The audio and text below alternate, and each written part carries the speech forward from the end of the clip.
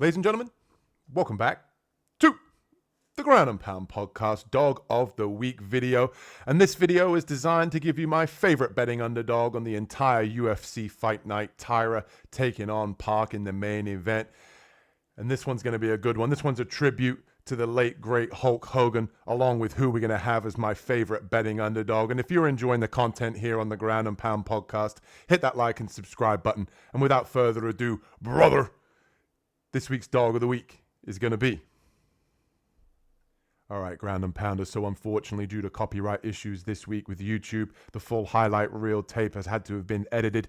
So I'm going to leave this video up to explain why I like my favorite betting underdog of this week's UFC Fight Night card, Taira taking on Park in the main event.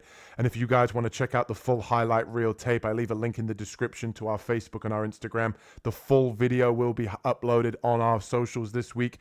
Drop us a like on there. Drop us a follow on our socials for the Ground and Pound Podcast. And as always, if you're enjoying the content, hit that like and subscribe button. And here's future me explaining why I like this week's dog of the week. That's right, people. Nick Klein for this week's dog of the week, my favorite betting underdog. And if you enjoyed that tribute to the late, great Hulk Hogan, hit that like and subscribe button here as we talk keys to victory for Nick Klein. And this man is an absolute blue-collar American, one hell of a model American, as Ace Ventura would say. And when we talk keys to victory here, I think it's very important for Nick Klein to come out early. We know that he's got a gritty wrestling style, and sometimes it's not about the dog in the fight, it's about the fight in the dog, and that's why he is the dog of the week this week. I think if he comes out aggressive early, I think if he can put the pressure on Pulev. We saw in Pulev's last fight that against Christian Leroy Duncan that he didn't look like he wanted to be in there. He didn't look like he wanted to go with the pace, the pressure of somebody like Nick Klein. I think Nick Klein can come in here and absolutely smother this guy. I think he can come forward and use that blue collar style that he likes to use, that grittiness, that toughness. And sometimes it's not about the X's and O's, it's about the Jimmys and Joes. Sometimes it's just about getting in there and just making this fight a fight. Sometimes it's just about being the aggressor. And I think if he comes in here early as our first key to victory, he's on him early with the pressure, with the wrestling. I think he can wear out a guy like Pulev, who doesn't look like he really wants to be in a fight here against a guy like Nick Klein. And our second key to victory here is forward pressure. I think it's very important that he puts the pressure on early. I think that he gets in the face of the Russian. And I think that the thing that Nick Klein does very well is he takes the fight to his opponents. We even saw in his fight against Abdul Malik that even in that fight, he could have backed up against a more superior athletic striker.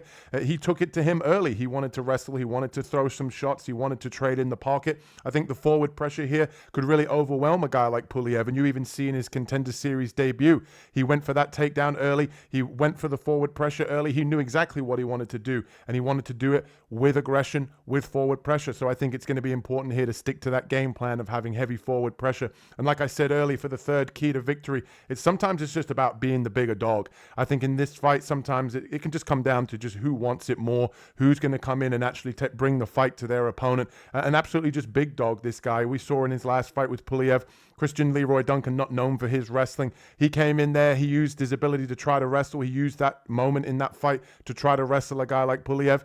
He doesn't necessarily have the wrestling, whereas Nick Klein does. I think if he can come in here and really just try to outmuscle his opponent, you never know, he might be able to get a submission here. But ultimately, that can wear on the gas tank of Pulev, take away some of the sting of Pulev, and ultimately it might break him here. So just being the bigger dog here is going to be the third key to victory here for this week's dog of the week. And I understand he's not that technical. I understand that he's not necessarily known for his flashy knockout ability. It's just about sometimes just being the bigger dog and having a little bit more heart, being that blue collar guy that Nick Klein is. And as always, if you're enjoying the content here on the Ground and Pound Podcast, what you gonna do, brother, when Nick Klein runs wild on you for the dog of the week, baby?